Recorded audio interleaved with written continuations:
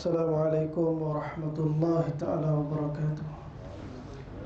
نحمده ونستعينه ونستهديه ونستغفره ونؤمن به ونتوكل عليه ونعوذ بالله من شرور أنفسنا ومن سيئات أعمالنا.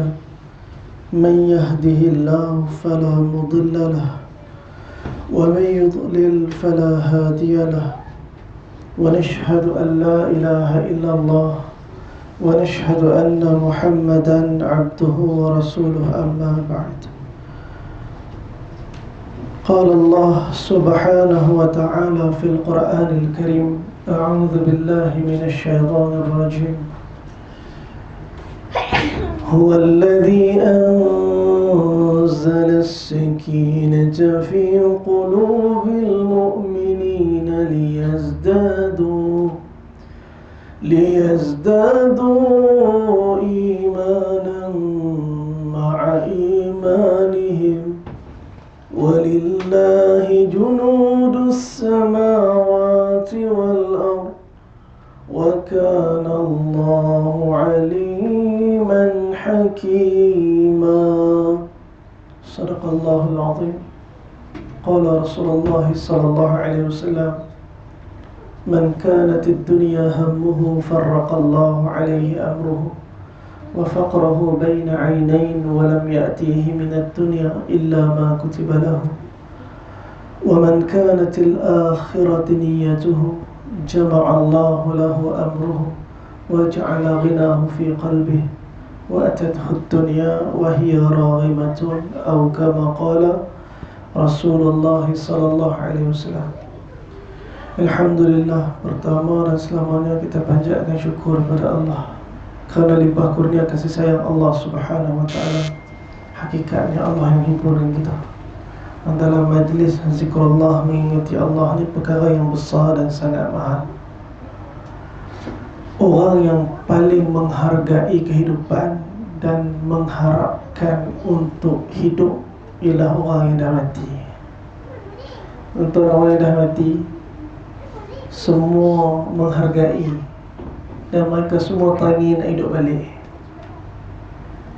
Allah firman dalam Quran surah As-Sajdah: "Walau tara idhil mujrimuna nakisu ru'usihim 'inda rabbi." Seandainya, kalaulah, kata Allah, kalian melihat betapa ngerinya orang yang berdosa itu tunduk di depan Tuhan mereka. Mereka bukan tunduk saja, Allah rakam pula doa mereka lepas mati.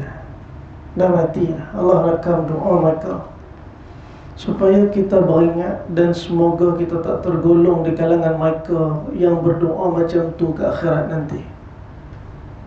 Mereka doa, Rabbana, wahai Tuhan kami, abasarna, kami nampaklah yang dulu Nabi janji, yang dulu Nabi SAW inginkan supaya kita sempurnakan, yang mana Allah ulang-ulang dalam Quran tentang kehidupan akhirat yang lebih utama dan panjang dari kehidupan dunia.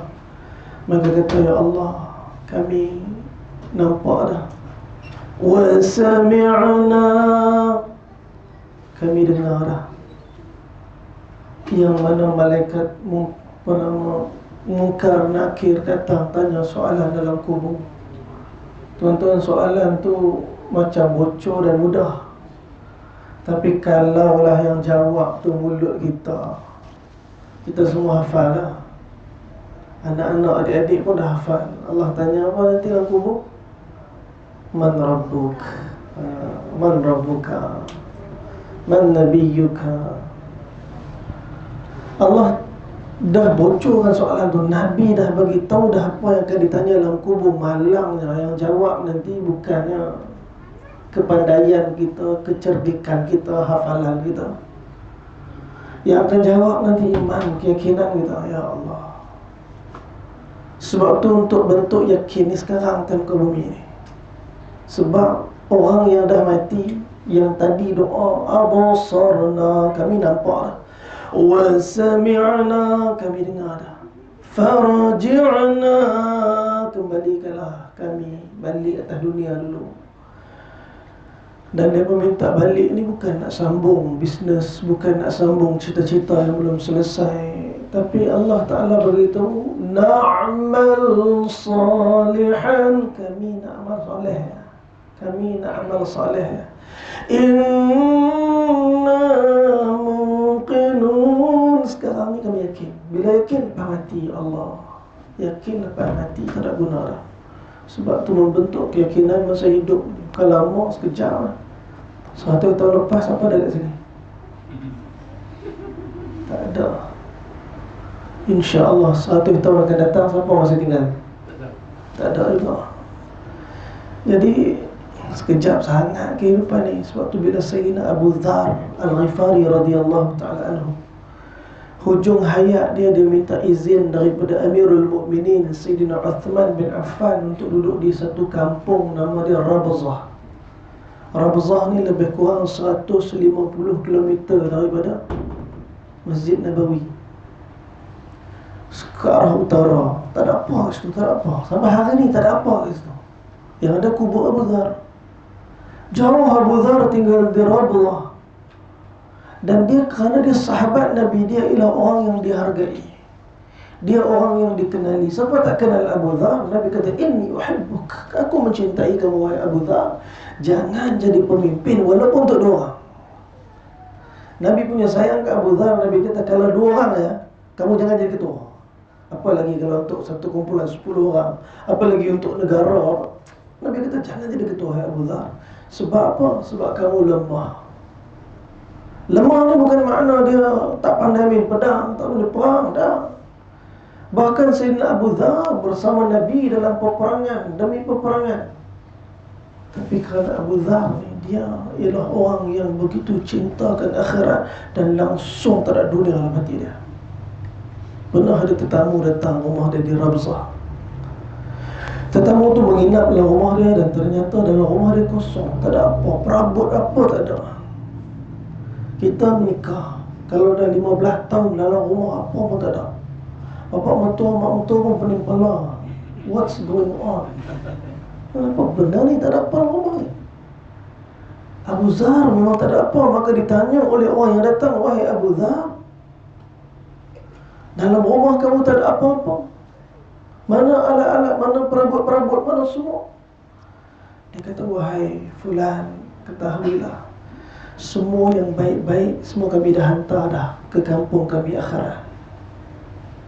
Semua yang baik-baik, maknanya perabot semua dah hantar dah ke akhirat. Apa makna Abu Dhar? Kita kadang-kadang bila memberi kita rasa rugi dan hilang. Kita bagi, kita rasa hilang, kita rasa benda tu berkurang. Sedangkan memberi itulah yang menambah. Kalau kita bagi sedekah, sebenarnya kita sedang cash deposit untuk kita withdraw ke akhirat. Ada orang yang dia kumpul banyak-banyak untuk keperluan dunia dia, kehidupan dunia dia, sehingga kan dia tak mau lepas kerana dia rasa itulah milik dia. Mati dah. Mana pergi harta tu? Faraid. Bukan dia punya rupanya, anak beranak punya. La ilaha illallah. Ada deposit? Tak ada. Idza mata bani Adam in qata'a amalahu illa min thalath. Anak Adam meninggal je, kata Nabi, putus semua amalan melainkan 3. Yang pertama, sedekah jariah ya. Sebab tu yang sedekah tu tak hilang, itu cash deposit yang kita nak withdraw ke akhirat nanti. Yang kedua, al-ilm yang tafubih, ilmu yang bermanfaat yang kita ajar dan kemudian ilmu tu bersambung diajar. Dan yang ketiga, waladun salih yad'ulah, mempersiapkan anak yang salih.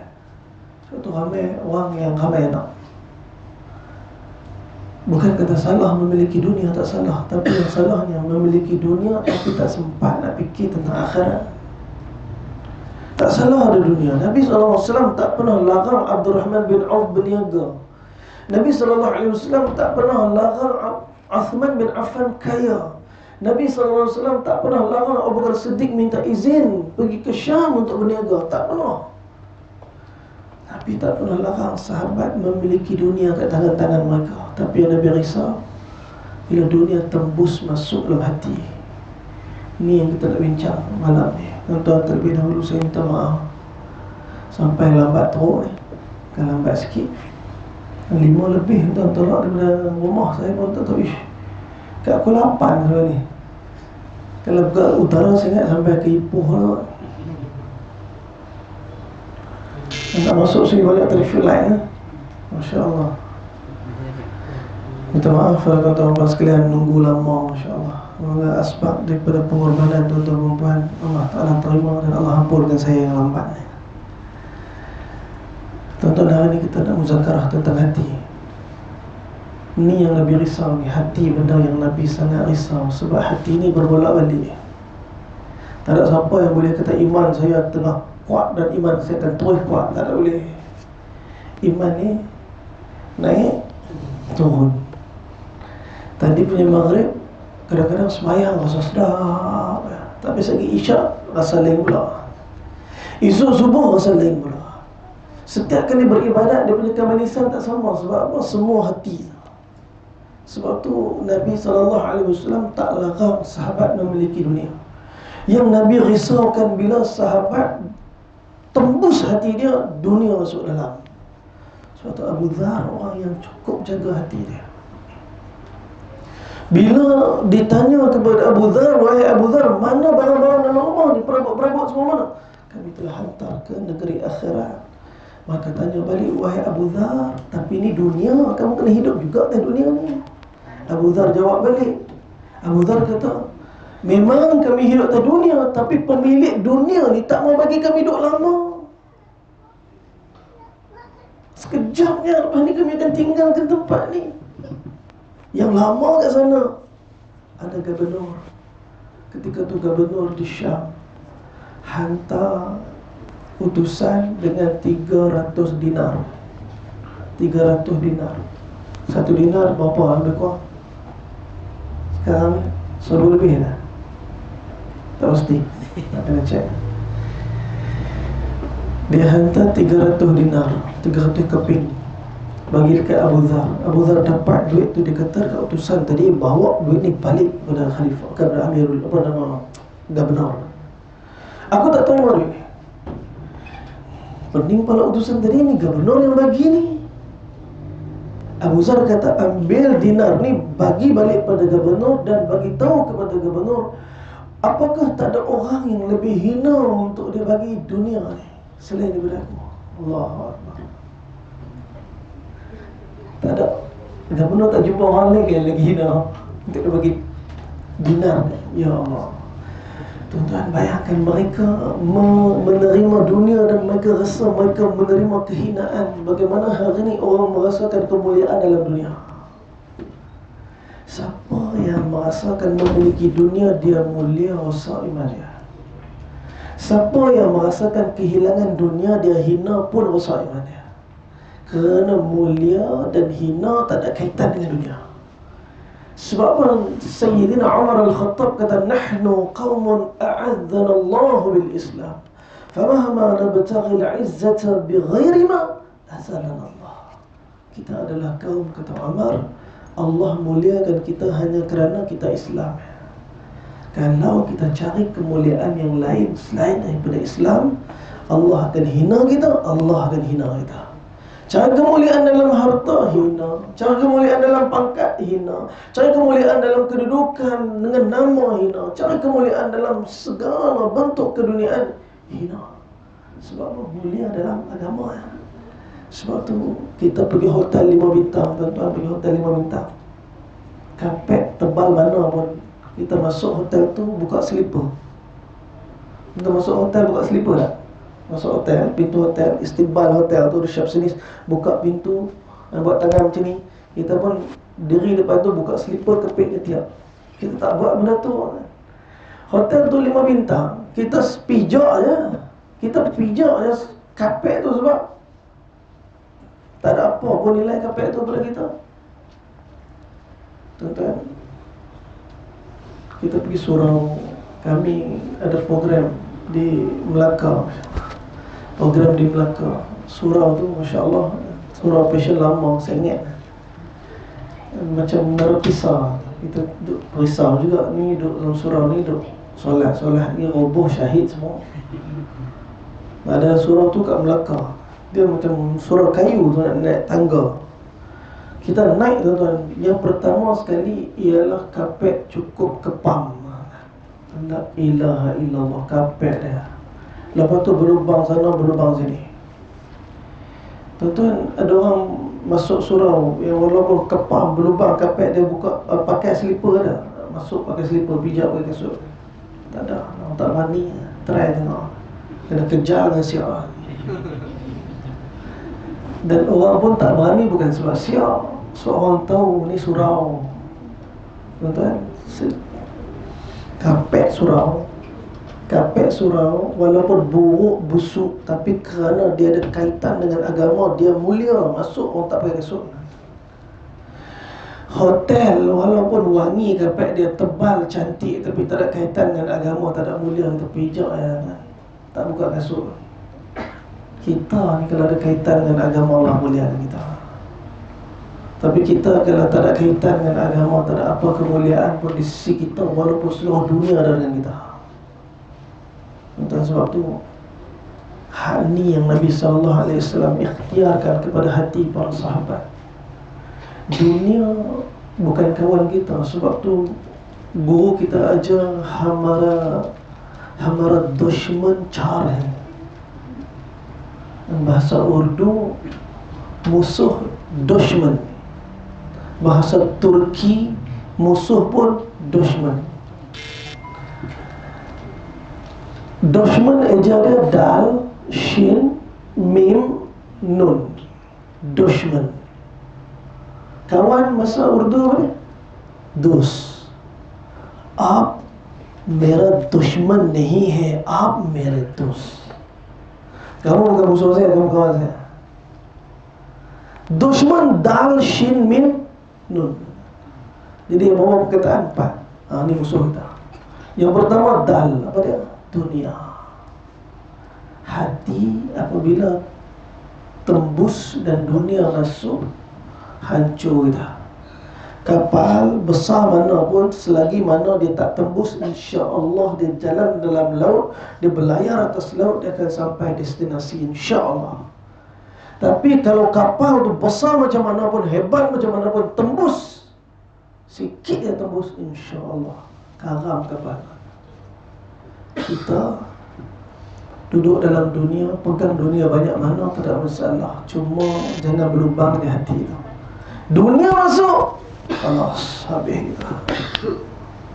Sebab tu tak ada masalah nak pegang dunia. Pegang, ada kereta Ferrari, Lamborghini, tak ada masalah. Rumah 4 tingkat, 5 tingkat, ada lift, ada restoran, 7-Eleven dalam rumah. Tak mau masuk rumah dia, Masya Allah, 7-Eleven. Ini rumah aku, 7-Eleven. Tuan-tuan, tak ada masalah nak memiliki dunia banyak mana, tak ada masalah. Tapi jangan sampai dunia itu kesan pada hati. Sebab dunia ni bukan kawan kita, dunia ni musuh.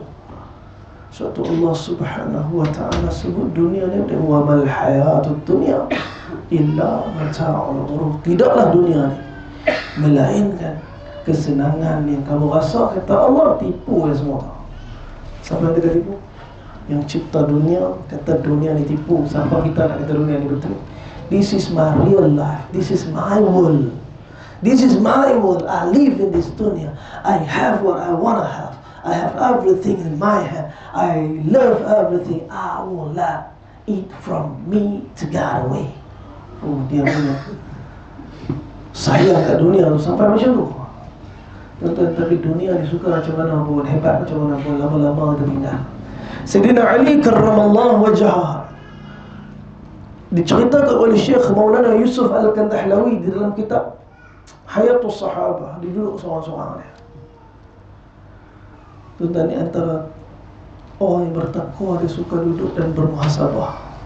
Sayyidina Ali malam tu kata apa? Wahai dunia, kamu nak tipu aku, pergi cari orang lain, pergi tipu orang lain. Kamu takkan boleh tipu aku, wahai dunia. Malam ni, wahai dunia, dengar betul-betul apa yang aku nak cerita, apa yang aku nak sampaikan. Wahai dunia, malam ni aku ceraikan kamu dengan talak 3.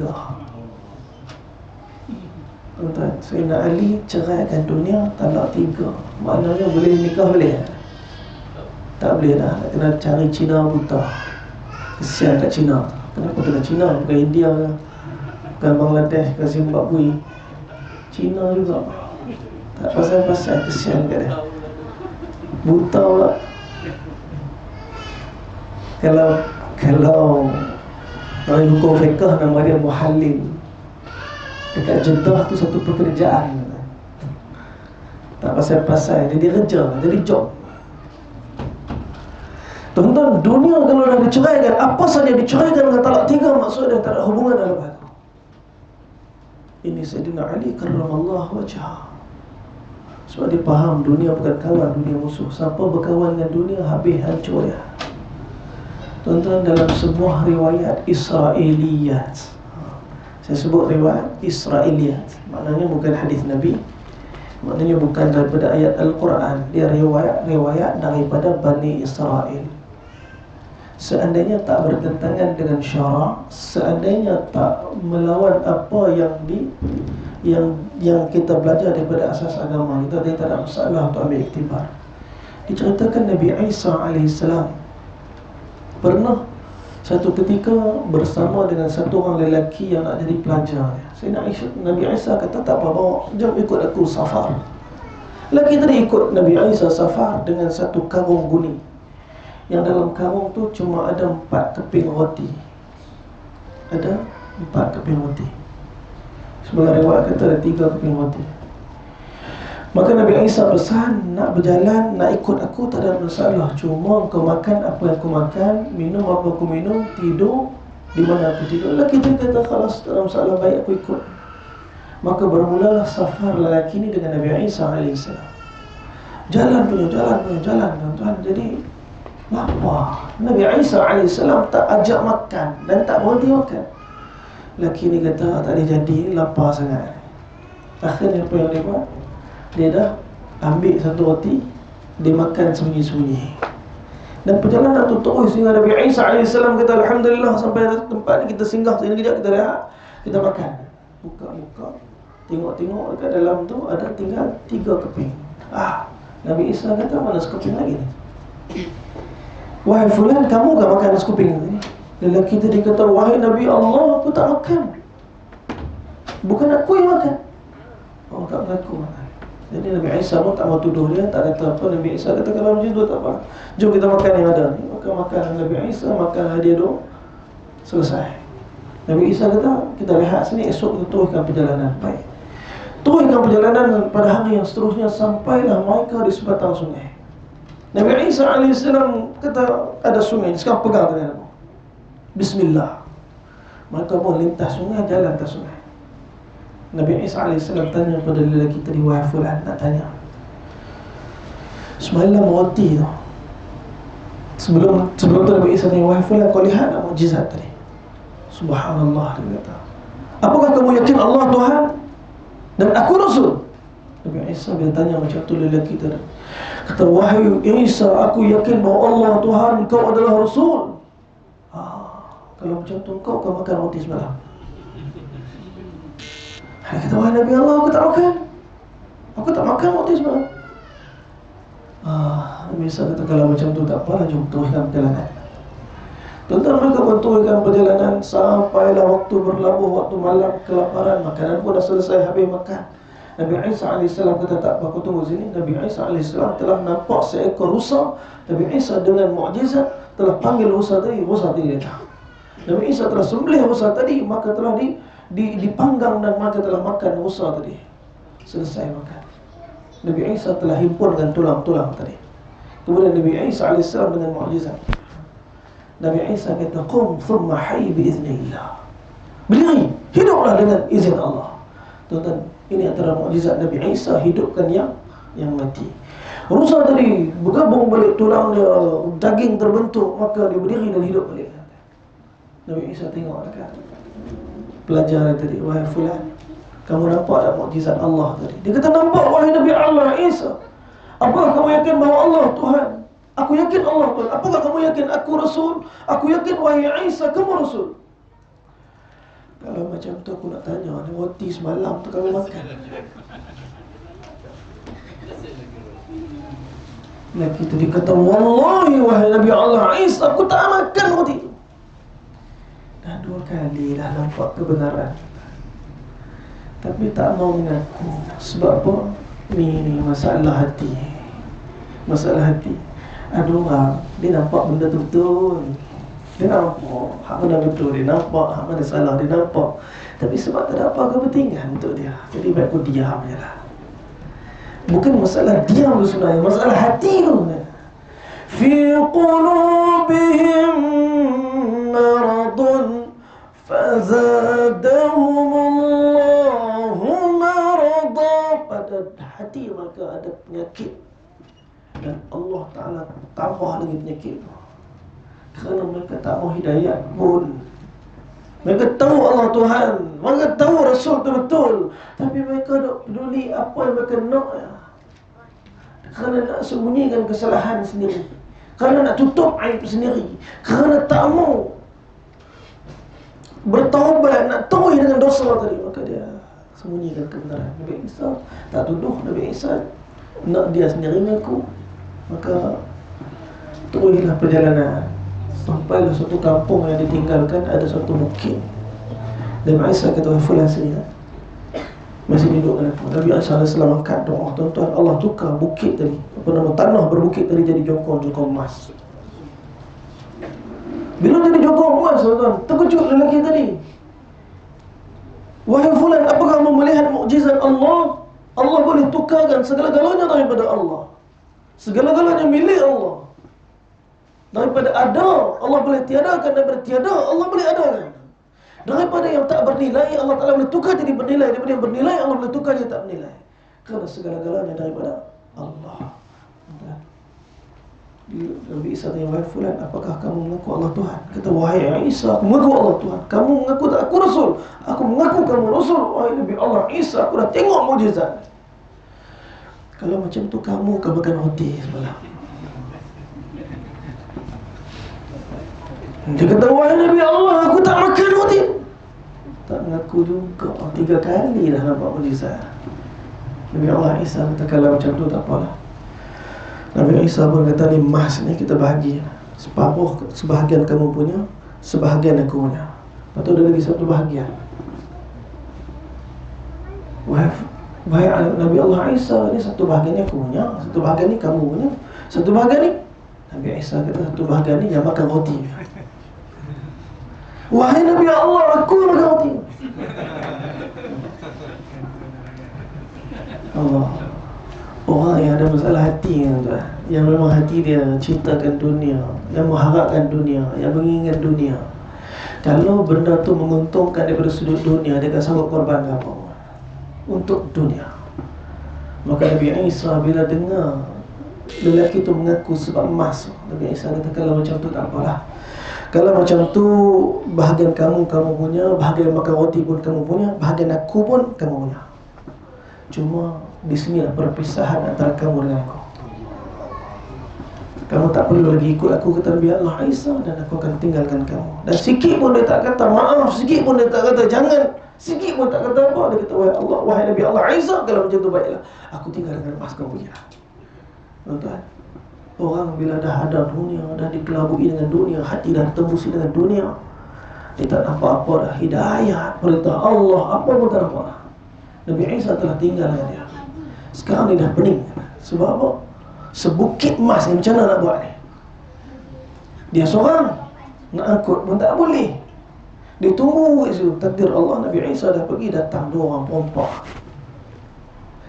Perompak dia kata, lepas lelaki ni penuh dengan emas ni. Dia kata kat kawan dia, kata bunuh dia, kata emas dia pergi. Jangan macam tu, jangan macam tu. Pengikut Nabi Isa tadi kata, emas ni banyak, apa kata kita bahagi? Kamu satu bahagian, kamu satu bahagian, aku satu bahagian. Dah, selesai. Kan sekarang ni sama macam tadi. Satu bahagian dia, satu bahagian perompak pertama, satu bahagian perompak kedua. Tapi cuma Allah telah tukarkan suasana. Tadi dia bersama dengan Rasul, sekarang dia bersama ahli maksiat. Itu bahaya dunia, tuan-tuan. Dia boleh mengangkat kita dan mengubah kita daripada duduk bersama dengan ahli akhirat, terus berubah suasana dengan ahli dunia. Tuan-tuan, bila dah ada masing-masing bahagian masing-masing, semua dah boleh angkat sendiri. Dia boleh angkat bahagian dia yang sikit, hanya semua sikit, angkat. Maka pun bergerak bersama-sama. Sekelip mata dia senang dengan ahli maksiat, dia dengan pencuri. Tengah jalan maka mesyuarat ni, kita ni keluar dari kampung ni masalah nanti. Sebab kita tak tahu kampung mana pula depan sana. Baik kita makan dulu. Yang seorang tu kata tak apa, biar aku pergi beli makanan. Kalian tunggu kat sini, nanti aku bawa makanan kau. Tuan-tuan, kerana pencinta dunia ni, dia pun pergi beli makanan. Sampai kedai makan, dia fikir, ini kalau aku buang racun, dua-dua mati, aku nampak semua emas. Hak dua tadi, hak tunggu kawan hati mesyuarat. Kalau kita bunuh dia, kita bagi dua, banyak sikit. Tuan-tuan, akhirnya kawan ni datang dengan makanan racun. Hak dua ni, kawan sampai bunuh sampai. Tinggallah mereka berdua. Dan akhirnya mereka bahagi dua. Kita sebelum kita jalan ni, kita makanlah. Dan mereka dua pun makan makanan racun tadi. Akhirnya semua mati. Tuan-tuan, jasad mereka telah terbaring di tepi dunia yang mereka inginkan. Tak berapa lama lepas tu Nabi Isa lalu tempat tu bersama dengan golongan Hawariyun. Lalu sampai dekat situ, tengok jasad-jasad ni terbaring, kita bersama dengan siapa tadi? Hak nak belajar dengan Nabi Isa tadi. Tentang apa Nabi Isa kata? Nabi Isa kata, lihatlah bagaimana dunia telah memperlakukan kepada orang yang mencintai dia. Tengok apa dunia dah buat pada orang yang sayang kat dia, orang cinta kat dia. Hancur semua. Dengan dunia tak dapat, dengan akhirat pun tak dapat. Betul. Sebab tu bahaya. Sebab tu dunia bukan kawan kita. Kalau dunia sampai pada kita, maka gunakanlah dunia itu untuk agama. Jangan sampai dunia itu tembus masuk dalam hati kita. Sebab dia musuh pertama kita. Dal. Musuh yang kedua kita siapa? Shin. Syaitan. Tentang syaitan nampak. Susah kan nak jawab soalan ni sebab tak nak tengok. Ada orang pada tengok pocong. Dia nampak pocong, dia lari tak cukup tanah. Tuan-tuan, pocong. Azan.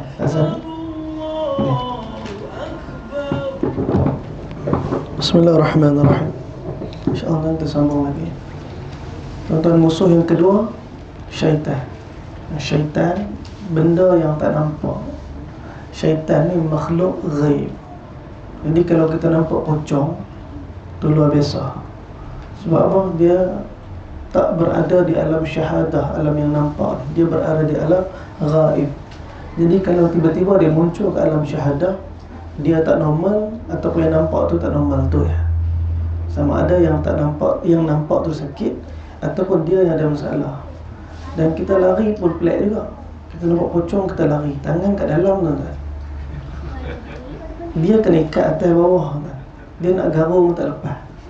Kita pun lari pula. La ilaha illallah. Jin Ustaz, memanglah jin. La hawla wa la quwwata illa billah. Wa qur rabbi a'udhu bika min hamazati syayatin wa na'udhu bika rabbi an yahdurun. Allah Ta'ala pelindung kita apabila syaitan dia hadir kepada alam yang bukan alam dia. Dia sedang berada dalam keadaan yang paling lemah. Ikan hebat dia dekat dalam air. Tuan-tuan, kalau ikan jos keluar kat darat, dia boleh buat apa? Kita pergi jentik ekor dia boleh buat apa? Tuan-tuan, ikan jos kalau dia keluar kat darat, dia akan jadi ikan jos bakar. Sebab bukan alam dia, bukan tempat dia. Dia akan lemah. Heran kita yang lemah semangat sebab hati kita ada keyakinan yang lain selain daripada Allah. Kita rasa dia boleh buat, kita rasa dia boleh bagi mudarat. La yanfa'u syai'in la yanfa'uhum wa la yadurruhum. Sikit pun tak boleh bagi manfaat, sikit pun tak boleh bagi mudarat dengan syaitan. Tapi yang bagi ruang pada syaitan kita, hati kita. Satu hati kalau hidup, Masya Allah, hati yang hidup takkan dapat disusahkan, takkan dapat dimasalahkan, takkan dapat digoncang oleh apa-apa daripada perkara-perkara ni, dan musuh-musuh ni. Masalahnya hati bila mati, dia mati ni tak ada jalan untuk mati melainkan tak ada satu orang pun akan mati melainkan dia akan rasa sakit. Sakit ialah jalan untuk mati. Hatta Nabi kita yang mulia, kekasih kita Rasulullah sallallahu alaihi wasallam merasakan kesakitan mati. Kita semua, tak ada siapa kata mati tak sakit, tak ada. Hatta walaupun orang yang mati syahid sakit mati, tetapi nikmat yang melalui untuk menyempurnakan kematian dengan kesyahidan. Sebab tu mereka minta pada Allah nak mati berulang-ulang kali. Sebab nikmat mati syahid. Tapi sakit. Sebab tu hati sebelum mati dia sakit dulu. Hati kalau sakit, kereta kalau rosak, kita bawa pergi hospital, jadi parking kereta tu depan emergency, turun berlari bawa muka huru-hara masuk dekat line emergency. Nurse kata, apa cerita ni? Ikut saya. Habis nurse, doktor semua keluar. Sampai kat kereta dia, mana kereta rosak. Tuan-tuan, agak-agak apa jadi lepas tu? Elok dia masuk hospital tu. Tuan-tuan, tak betul. Kereta kalau rosak, hantar pergi hospital, selesai masalah kereta. Tak selesai. Kereta kalau rosak, hantar pergi bengkel. Sebab yang pakar yang boleh baiki dia pomen. Orang kena gaut pergi bengkel. Dia kena gaut, dia pergi bengkel. Duduk kursi kat bengkel tu, pomen tanya, abang, apa cerita? Kereta mana? Tak, saya gaut. Masya Allah, abang tu tengah pegang spana.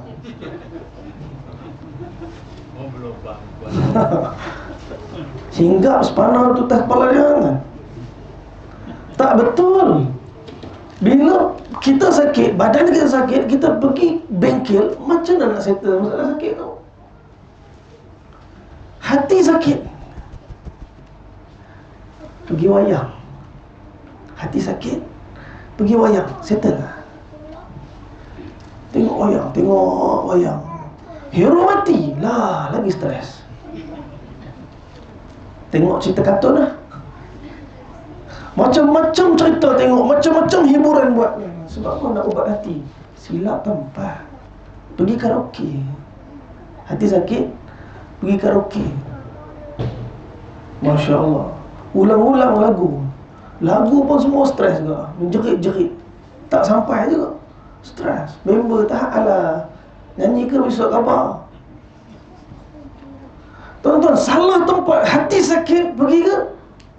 Pergi masjid. Ni tempatnya, ni tempat ubat hati. Sebab tu bila Allah subhanahu wa ta'ala melihat kekasih dia yang mulia berada dalam keadaan kesedihan yang amat sangat, pada tahun ke-11 Hijrah, pada tahun ke-11 kenabian, Amul Huzun, ketika mana wafatnya Sayyidatuna Khadijah, ketika wafatnya Abu Talib kekasih Nabi, dibaling batu di Taif, dihalau oleh orang Quraisy, tak ada siapa lagi nak dengar dakwah Nabi. Allah faham kesedihan hati kekasih dia. Apa yang Allah buat? Subhanalladzi asra bi'abdihi laylan minal masjidil harami ilal masjidil aqsa alladzi barakna hawlahu linuriyahu min ayatina. Tuan-tuan, Allah Ta'ala sebut apa? Ni dia ubat dia. Untuk hati yang sedih, untuk hati yang luka, untuk hati yang lalai, untuk hati yang sakit, untuk hati yang menderita, untuk hati yang tak tahu nak buat apa, untuk hati yang dah putus asa. Qul, katakan, ya ibadi, wahai hamba-hamba aku, ya ibadi alladzina asrafu ala anfusihim, yang kecewa terhadap diri dia sendiri, yang tak tahu dah nak buat macam mana. La taqnatu min rahmatillah, jangan kecewa, jangan putus asa dengan rahmat Allah. Inna Allah yaghfirudz dzunuba jami'a, kerana keinginan kehendak Allah untuk diampunkan semua dosa-dosa itu. Dekat mana kita nak faham benda ni? Bukan panggung wayang, tuan masjid. Nak faham tentang rahmat Allah masjid. Sebab tu Allah kata tadi, ketika mana Nabi dalam keadaan kesedihan, Allah Ta'ala bawa Nabi berjalan. Berjalan pergi mana? Asra bi'abdihi laylan. Pada waktu malam, jalan pergi mana? Bukan jalan pergi merata tak tentu hala. Minal masjidil haram ila masjidil aqsa. Allah bawa berjalan daripada masjid haram ke masjid aqsa. Ni dia jalan bagi hati. Minal masjid ilal masjid. Daripada masjid ke masjid, masjid ke masjid, masjid ke masjid. Ini jalan bagi hati. Hati sakit, hati derita, hati kecewa, hati masalah. Pergi masjid ni tempat ubat hati. Ada orang yang kita tak tahu macam mana nak buat dia ni ustaz memang pendendam, pendengki, penghasut, semua pun berizat dia.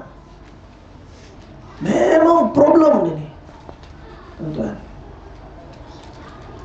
Nabi SAW bila satu orang lelaki yang bernama Thumamah bin Utsal, Raja Yamamah, yang telah bunuh beberapa orang sahabat, yang begitu membenci Nabi, yang dalam hati dia tak ada ruang untuk sayang kat Nabi, tak ada.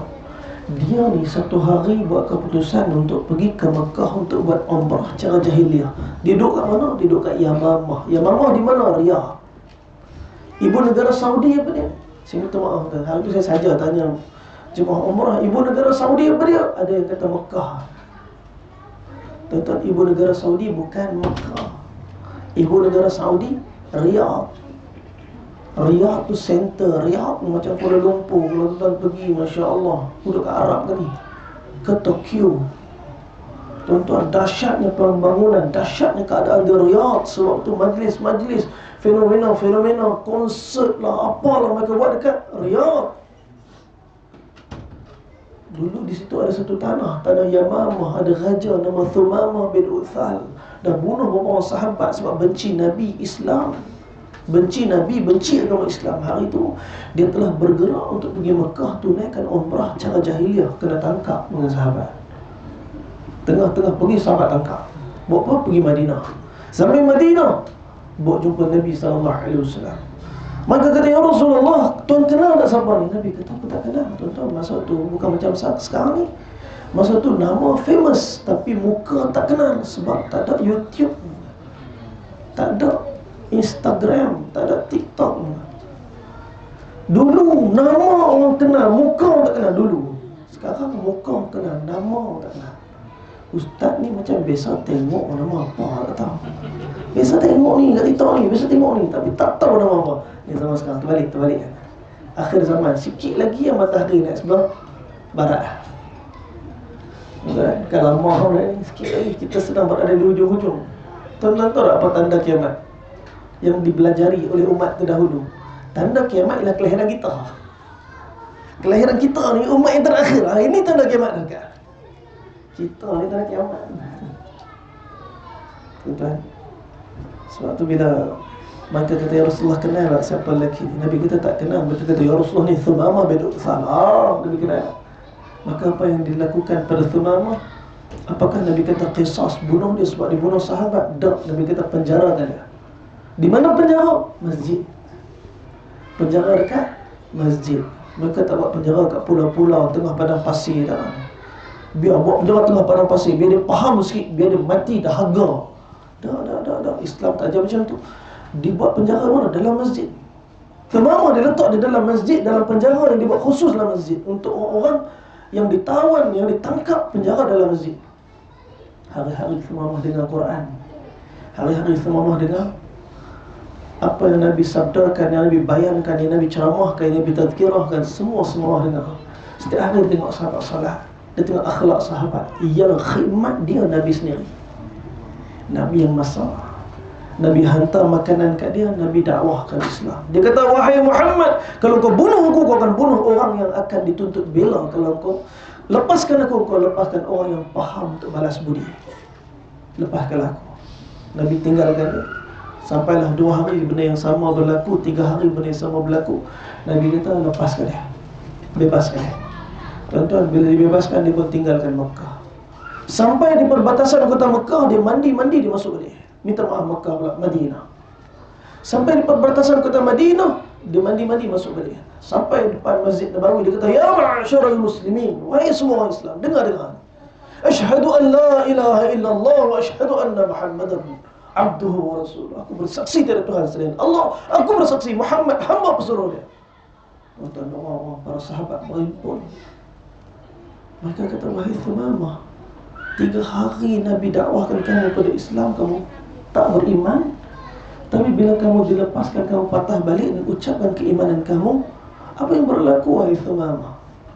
Tuan-tuan, Nabi keluar dan bersama dalam gathering itu dengan para sahabat.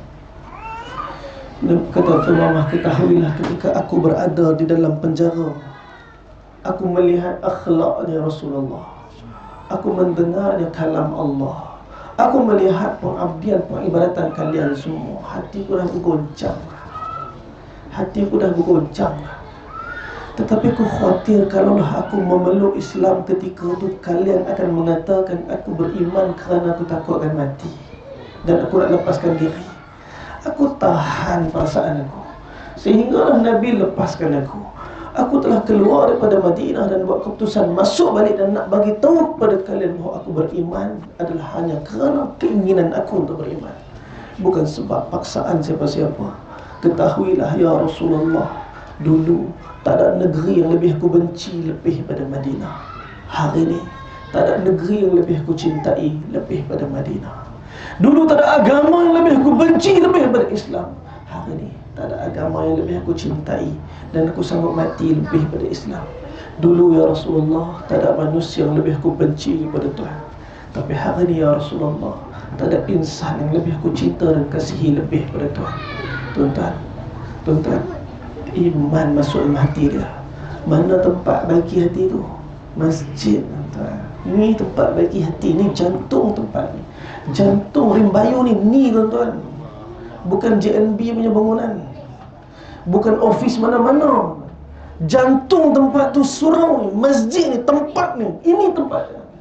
Hati kampung ni, hati taman ni, hati bandar ni, sini. Kita nak baiki hati kita kat mana? Sini. Ni tempat baiki hati. Sebab tu syaitan paling benci tempat ni. Azan saja Allahu Akbar, Allahu Akbar, tuan-tuan, syaitan akan berlari terkentut-kentut. Dan ini disebut dalam hadis. Kenapa? Azan ialah dakwah yang sempurna. Syaitan akan lari, musuh tak akan dapat dekat dengan kita. Kerana kubur kita berada dalam kubur yang menyebabkan kita selamat daripada hati kita rosak. Ini musuh yang kedua, syaitan. Musuh ketiga apa ni? Dal, shin, mim. Nombor 3 mim. Apa dia? Mahol. Mahol ni apa dia? Suasana. Kita masa duduk dalam surau ni, macam mana suasana dia? Ni suasana iman. Dengar cerita akhirat, dengar cerita Nabi, dengar cerita Allah, iman meningkat.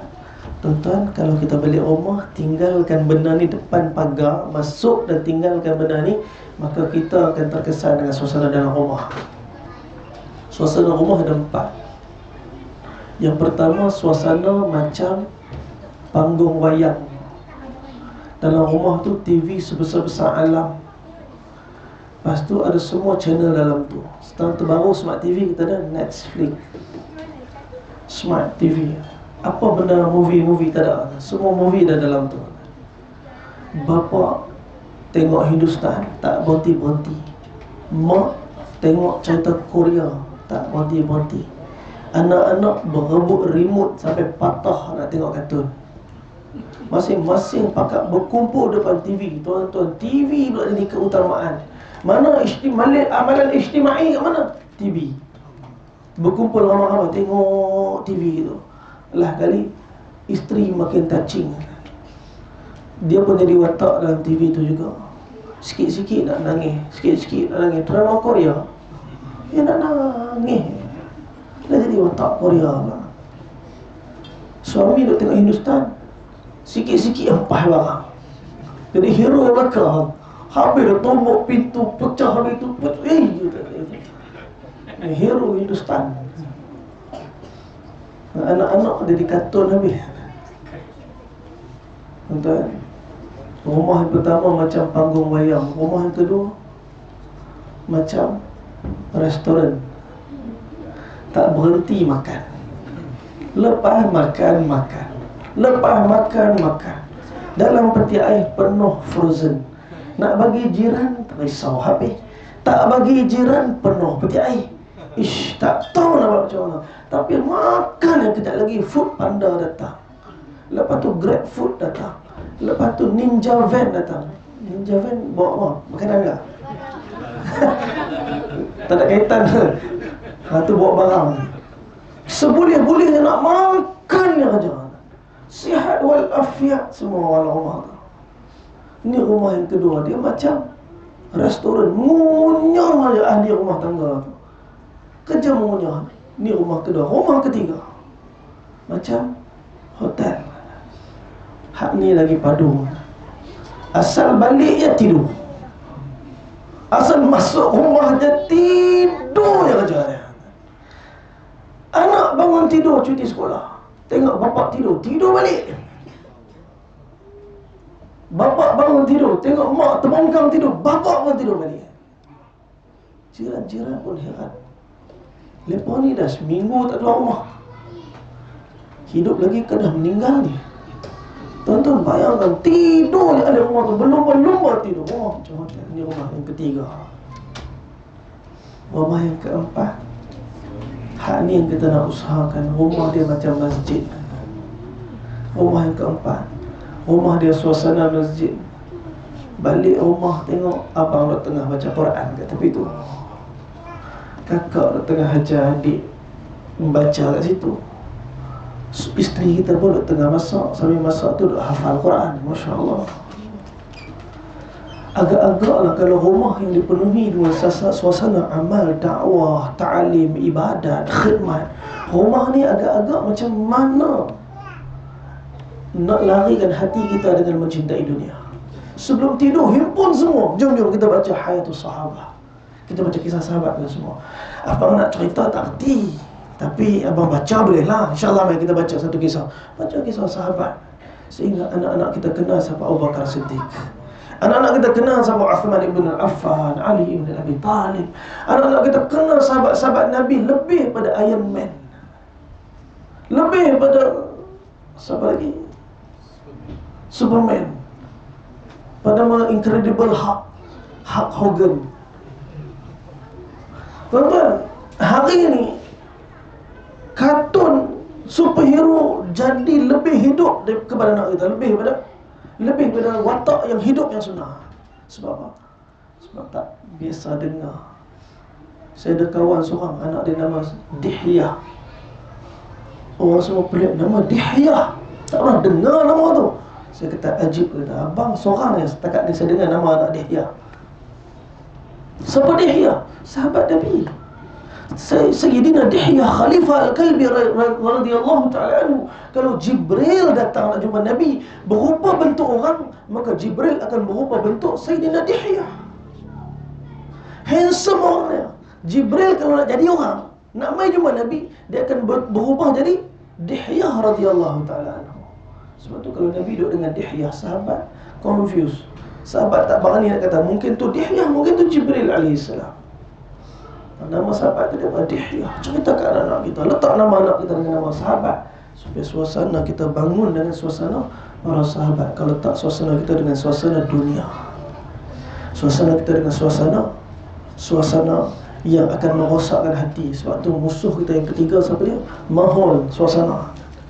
Jangan tunggu orang datang bentuk suasana. Kita bergerak dan kita bentuk suasana. Kita bentuk suasana rumah kita, kita bentuk suasana pejabat kita, kita bentuk suasana di mana sih kita berhenti. Sebab orang Islam patut jadi macam buah kelapa. Buah kelapa jatuh mana pun mesti tumbuh. Orang Islam patut dihantar mana pun agama tumbuh sebab dia. Tuan-tuan, ni musuh yang ketiga. Musuh yang keempat siapa dia? Musuh yang keempat, Nun. Hak ni kat dalam nafsu. Tiga tadi kat luar, dunia kat luar, syaitan kat luar, mahol kat luar, tapi nafsu kat dalam. Hak ni yang paling banyak rosak hati.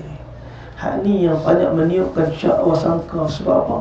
Sebab lumrah nafsu ialah menentang. Lumrah nafsu dia suka menentang. Sebab tu kalau nak lawan nafsu, dia kena lawan dengan taat. Menentang, nak lawan taat, ya Allah, cukup bertentang dua sifat ni. Kehendak Allah kepada dia, kehendak Allah kepada kita ialah untuk mentaati dia. Tetapi kehendak nafsu ialah untuk menyempurnakan keinginan dia. Nafsu nak kita taat dia, Allah nak kita taat Allah. Allahu Akbar. Sebab tu jalan untuk melawan nafsu, Nabi SAW ajar. Apa dia jalan tu? Jalan tu ialah yang pertama sekali, berdoa minta kepada Allah supaya disempurnakan taufik taat. Taat perlu ada taufik. Taufik ialah benda yang sangat mahal. Yang pertama sekali nak dapat taufik, dia kena ada talab. Nak dapat taufik kena ada talab. Talab ni apa? Keinginan. Ada orang yang tak ada keinginan langsung nak main semayang kat masjid. Dia memang tak mau main semayang kat masjid. Dah 10 orang nak panggil. Kalau dia memang tak mau main, tak main. Sebab tu untuk taufik kena ada talab, kena ada keinginan. Yang kedua, kena ada ikhtiar, kena ada usaha. Kalau keinginan saja tanpa usaha tak jadi juga. Ada orang bukan dia tak mau bangun tahajud, dia nak bangun, tapi disebabkan oleh tengok Perancis lawan Morocco, last pula tu kalah. Habis game pukul 2. Pukul habis game bola pukul 4. Ya. Mula pukul 11. Pukul 3 mula. Masya Allah, hebat pengorbanan tu. Pukul 3 mula game. Pukul 3 mula game, satu game 45 minit. Pukul 5 habis. Masya Allah. Dia niat nak bangun tahajud, dah set dah. Set jam pukul 3. Pukul 3 set. Bangun pukul 3, tapi bola start. Tengok bola dulu lah. Habis bola pukul 5, kalah pula tu. Stres. Tidur tu. Agak-agak kalau tidur pukul 5, pukul apa nak bangun? Bukan kata tahajud kan, subuh pun terkejut. Subuh dia pun hara-hara tahu. Ya Allah. Niat nak bangun tahajud ada. Ikhtiar tu pun ada, kunci jam lah tadi. Tapi Allah tak pilih juga. Sebab apa? Yang nombor 3 ni, minta doa kepada yang menciptakan taufik dan memberi taufik. Siapa? Allah. Nabi pegang tangan Muaz bin Jabal supaya Muaz bin Jabal sentiasa hati dia hidup dan terikat dengan Allah. Muaz bin Jabal masa nak pergi ke Yaman, Nabi pegang tangan dia. Nabi kata, wahai Muaz, jangan pernah tinggal doa ni. Allahumma a'inni ala zikrika wa syukrika wa husni ibadatik. Ini doa taufik. Ya Allah, bantu aku agar mengingatimu, agar bersyukur kepadamu, dan percantikkanlah ibadat aku. Tuan-tuan, ini doa taufik. Nabi ajar bersama Muaz bin Jabal radhiyallahu anhu supaya Sayyidina Muaz sentiasa terikat hati dia dengan Allah. A'inni, bantu aku ya Allah. Sebab apa yang bagi taufik? Siapa? Allah. Ada orang talab ada, ikhtiar buat, doa pun dah, syahid juga. Quran, dia tengok Quran, dia nak baca. Talab ada, keinginan nak baca, ikhtiar pun ada. Quran tu disandar kat TV kan. Sebab setiap kali nak tengok TV, nampak Quran, baca Quran dulu. Ikhtiar ni, doa, ya Allah tolong, ya Allah aku nak baca Quran. Nampak Quran, nanti lah kata. Esok nampak aku, nanti lah. Lusa, nanti lah. Dia punya nanti tu dah sebulan tak pegang Quran.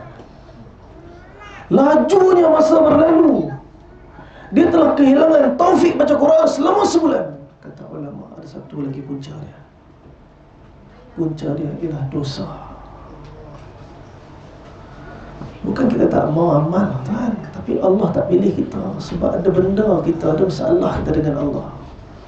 Sebab tu jalan untuk memperoleh taufik di samping 3 perkara tadi ialah bertaubat pada Allah. Ya ayyuhalladzina amanu, wahai orang beriman, tubu ila Allahi taubatan nasuha, bertaubat dengan taubat nasuha.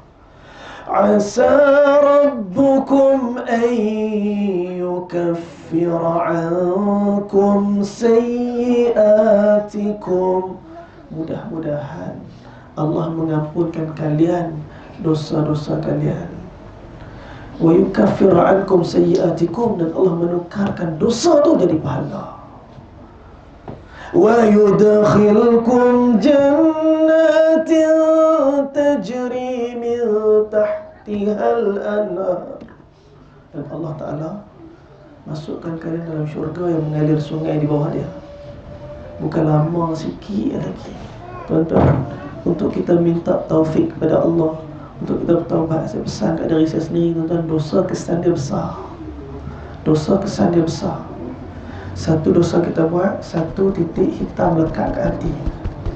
Nabi kata satu dosa kita buat, satu titik hitam ke hati. Dua dosa, dua titik, tiga titik, empat titik. Sehingga akhirnya hati kita dipenuhi dengan zulumat dosa.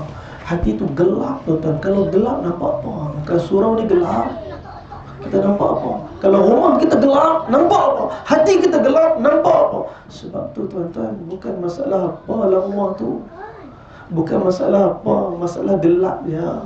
Rumah tu gelap, tuan-tuan, tak nampak. Sebab tu terantuk kerap. Kerap terantuk. Suami terantuk dengan bini, mak terantuk dengan anak, bapa terantuk dengan anak. Cedera ya, kerja terantuk ya. Sebab apa? Gelap, gelap. Apa jalan nak keluarkan kegelapan tu? Tak ada cara kan nak keluarkan kegelapan tu. Tuan-tuan, surau ni gelap. Buat main kipas angin, buka. Oh, buat kipas angin. Kita, Syekh, apa sebab buat kipas angin? Supaya gelap tu keluar dengan angin-angin. La ilaha illallah. Kata, apa buat kerja sia-sia gitu? Nak hilangkan gelap pun payah orang main lampu, hilanglah gelap tu. Apa dia lampu tu? Quran, sunnah, nasihat para ulama. Ini semua ialah cahaya yang akan baikkan hati kita. Mana nak dapat cahaya tu? Masjid. Ini tempat dia. Itu masjid. Masjid bukan bangunan. Masjid bukan bangunan. Masjid, mim, sin, jim, dal.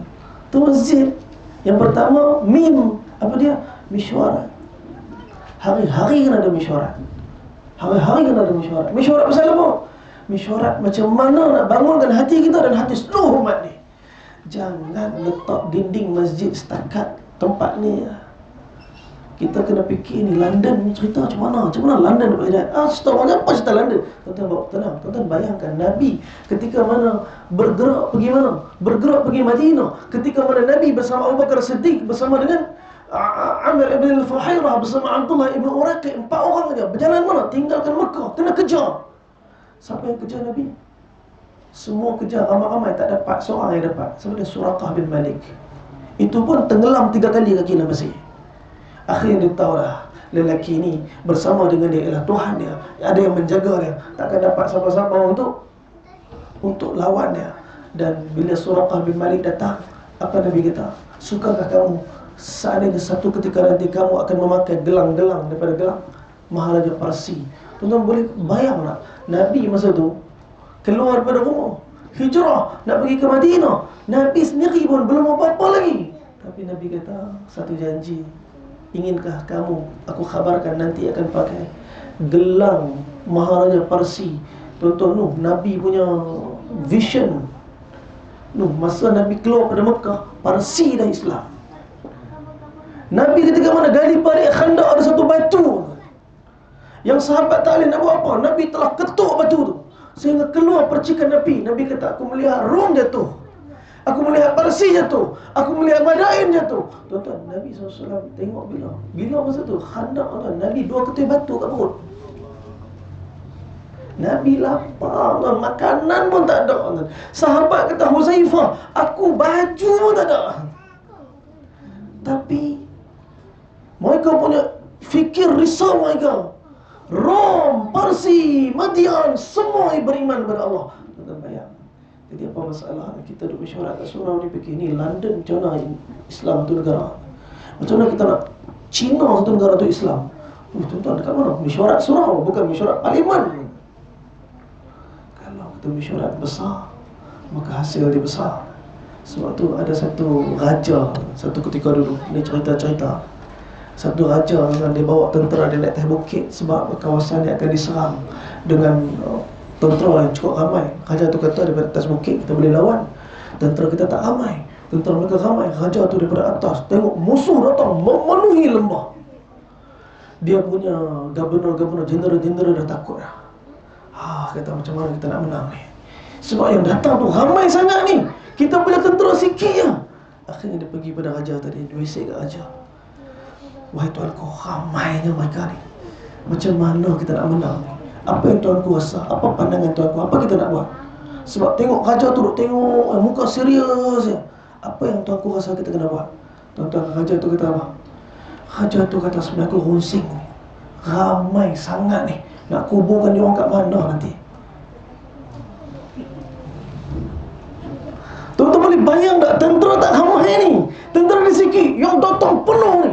Raja tu bukan fikir nak lari, raja tu fikir, aku fikir ramai sangat ni, nak kubur kat mana ramai ni nanti ni. Dia punya confident menang. Dan kerana keyakinan itulah sahabat tak pernah kalah dalam perang. Maka yakin Allah bersama mereka. 313 lawan dengan 1000, siapa menang? Islam. 700 lawan 3000, siapa menang? Islam. 3000 lawan dengan 10,000, siapa menang? Islam.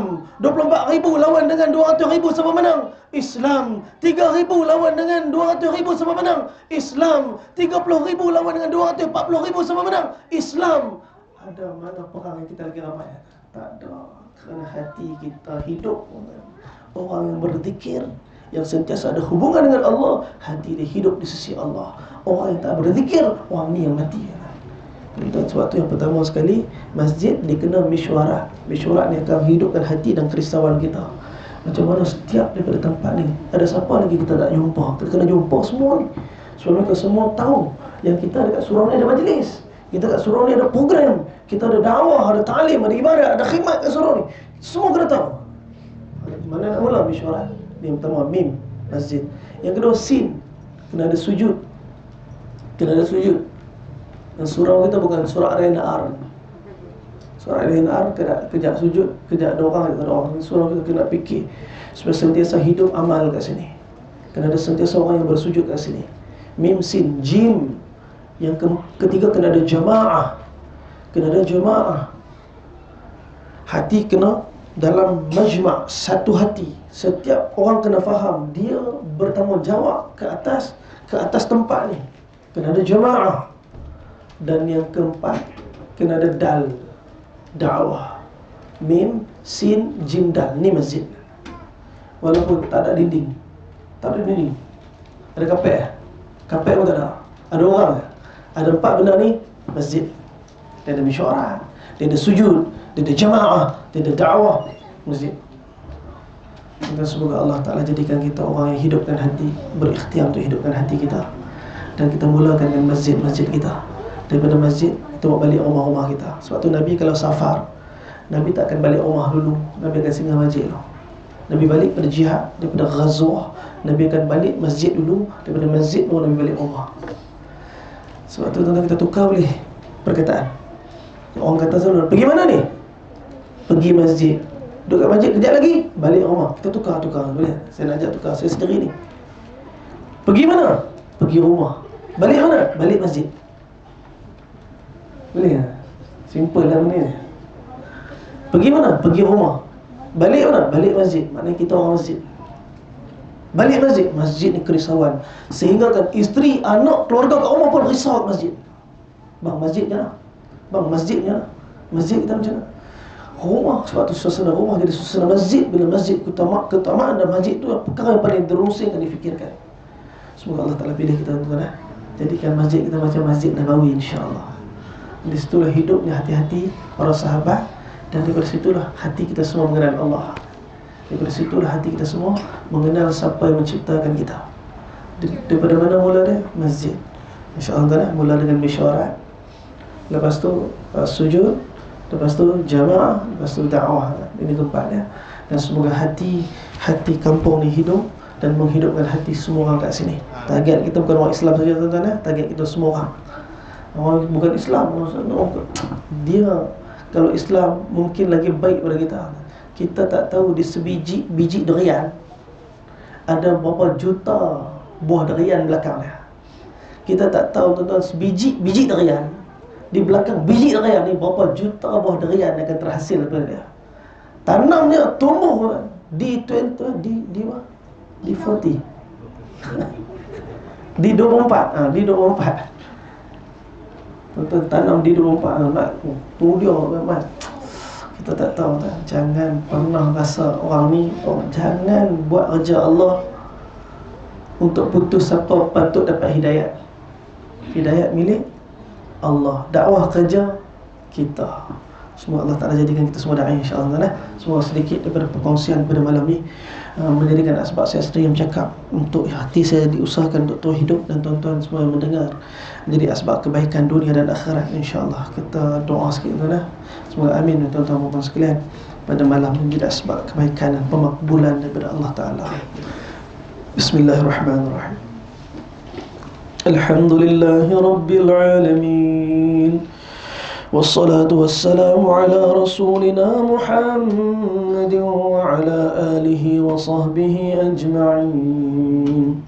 اللهم يا أول الأولين ويا آخر الآخرين ويا ذا القوة المتين ويا راحم المساكين ويا أرحم الراحمين يا أرحم الراحمين يا أرحم الراحمين. Ya Allah, Tuhan sedang pandang kami. Kau pandanglah kami seperti mana dulu Kau pandang Nabi dan para sahabat. Wahai Allah, kami bukan siapa-siapa, kami cuma hamba Kau, wahai Allah, yang berlumuran dengan dosa. Kalaulah bukan kerana rahmat, kecintaan dan kasih sayang Kau, wahai Allah, kami pasti tergelincir di tebing-tebing maksiat. Engkau yang pilih kami duduk dalam majlis ini. Engkau yang pilih kami untuk amal. Engkau yang pilih kami untuk dalam kebaikan, wahai Allah. Kami mohon kepada Engkau, wahai Allah, untuk Kau istiqamahkan kami dalam ketaatan sampai kami mati, wahai Allah. Kami tahu di saat dan ketika Kau sedang pandang kami. Kau tahu apa yang ada dalam jantung hati kami, wahai Allah. Kami angkat tangan yang berlumuran dengan dosa ni. Kami ketuk untuk rahmat keampunan Kau. Tolonglah ampunkan kami, wahai Allah. Ampun dosa kami, wahai Allah. Ampun dosa mak ayah kami, wahai Allah. Ampun dosa anak isteri kami, wahai Allah. Ampun dosa guru-guru kami, wahai Allah. Ampun dosa umat ni, wahai Allah. Kami risau, wahai Allah. Kau telah pisahkan kami dengan Nabi, dengan benteng masa yang cukup panjang 1400 tahun, wahai Allah. Kami risau kalau kami mati tanpa keampunan Kau, wahai Allah. Macam mana akhirat kami, wahai Allah? Macam mana dengan Nabi nanti, wahai Allah? Kami risau dosa-dosa yang kami buat. Kalaulah Kau tak ampunkan kami balik ke negeri akhirat, mata kami yang berlumuran dengan dosa tak mampu nak pandang wajah Nabi, wahai Allah. Tangan kami yang berlumuran dengan dosa tak mampu nak pegang dan cium tangan Nabi, wahai Allah. Apa lagi maksud kehidupan akhirat kalau Kau jauhkan kami dari kekasih kami, wahai Allah. Tolong, wahai Allah. Hari ini kami tadah tangan kami sungguh-sungguh dengan kerinduan dan cinta, wahai Allah. Tolonglah himpunkan kami dengan Nabi, wahai Allah. Tolonglah himpunkan kami dengan Nabi, wahai Allah. Himpunkan anak isteri kami, keluarga kami dengan kekasih kami Rasulullah, wahai Allah. Kami rindu nak tengok isteri kami bangun tengah malam menangis dalam tahajud mereka, merindui Sayyidatuna Khadijah dan semua para sahabiah yang telah berjuang untuk agama ni, wahai Allah. Kami rindu, wahai Allah, melihat anak-anak kami bangun malam menangis dalam keadaan rindukan Nabi SAW, wahai Allah. Kami rindukan keadaan keluarga yang saling mencintai akhirat, wahai Allah. Wahai Allah, bentuklah keluarga kami seperti mana keluarga Nabi SAW dan keluarga para sahabat yang telah mengorbankan dunia mereka untuk akhirat, wahai Allah. Jangan Kau jadikan keluarga kami korban dunia, wahai Allah, sehingga tercicir segala akhirat, wahai Allah. Kami tak pandai nak doa, wahai Allah. Apa Nabi SAW minta dalam doa Nabi, itu kami minta dalam doa kami, wahai Allah. Apa Nabi minta jauh daripada doa Nabi. Segala permusuhan, pergaduhan, wabak, penyakit, bala bencana Kau angkat dan jauhkanlah daripada kami, wahai Allah. Wahai Allah, Allah. Tolong terima kami ya Allah, terima ibadat kami ya Allah, dakwah kami ya Allah, pengorbanan susah payah sikit daripada kami yang penuh dengan cacat celah ni ya Allah. Tolonglah terima ya Allah. Janganlah kau pandang cacat tu ya Allah. Kami lemah ya Allah, kami bukan siapa-siapa ya Allah. Kami cuma hamba Kau Tuhan ya Allah. Ya Allah, di kalangan kami ada yang sakit, Kau sembuhkanlah. Ada ahli keluarga kami yang sakit, Kau sembuhkanlah. Ada diuji masalah rezeki, Kau lapangkanlah. Ada diuji masalah hutang, Kau langsaikanlah. Ada diuji masalah rumah tangga, Kau selesaikanlah ya Allah. Tolonglah hidayat pada umat ya Allah. Hidayat untuk umat ya Allah. Hidayat untuk umat ya Allah. Rabbana atina fid dunya hasanah wa fil akhirati hasanah wa qina adzaban nar. Sallallahu ala sayyidina Muhammad wa ala alihi wa sahbihi wa sallam. Alhamdulillah rabbil alamin. Taqabbalallahu minna.